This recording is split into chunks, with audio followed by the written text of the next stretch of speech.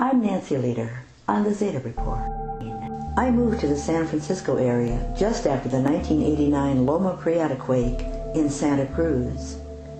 This was only a magnitude 7+ quake, but I got familiar with earthquake damage in a hurry. Liquefaction damage, where buildings are built on mud, was obvious. If building on mud brought San Francisco's Embarcadero down, it collapsed Oakland's double-decker highway, crushing those caught by surprise. Rock fractured in places.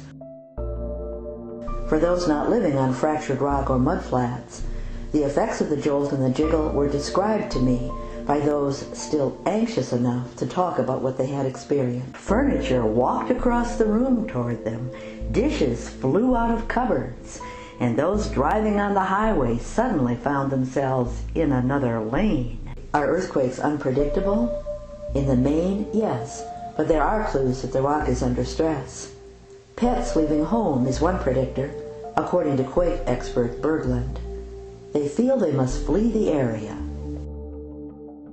And lately, I've gotten reports from California along the San Andreas that pets are indeed anxious and leaving home. Static on the radio is another such predictor, because the rock is squeezed so that water in the rock can conduct electromagnetic screeches. Recent reports from California include this sure sign also. But it's not just California, it's the Midwest too. Green Bay has developed a hum. For the Zetas, this is a sign that the rock is under stress. Wisconsin has clearly ripped in the past when the seaway widened. Rumbling and booming was heard in Canada on the shores of Lake Huron. Snapping rock is noisy. Rock under stress can create a hum, but when the rock snaps, it's not just a vibration. The seaway is tearing open. In November, the New Madrid area from Arkansas to Dallas began booming. FEMA warned that 44 million people across an 8-state area were in a disaster zone. When did all this start? In 2003, the planet of the passage, Nibiru, aka Planet X, came into the solar system. It was then that signature quakes every 12 hours began being noticed on the live seismographs, while they returned in earnest in September. For the Zetas, this occurs when Planet X tries to get the Atlantic Rift to stay in magnetic alignment and not go off to the side in the dawn and dusk positions. This magnetic influence of Planet X creates an Earth wobble. The south pole of Earth is grabbed and the north pole is pushed away on a daily basis.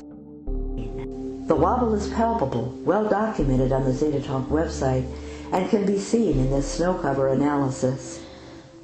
The green lines represent snow cover during 1996 through 2005. The blue represents the current snow cover up to mid-December 2008.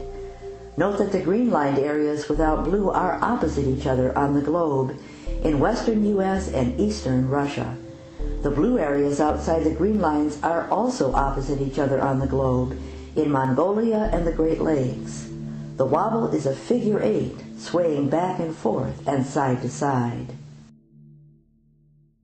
Lately, due to this lurching about, the Earth's plates have become slippery, so quakes occur all over the Earth at once.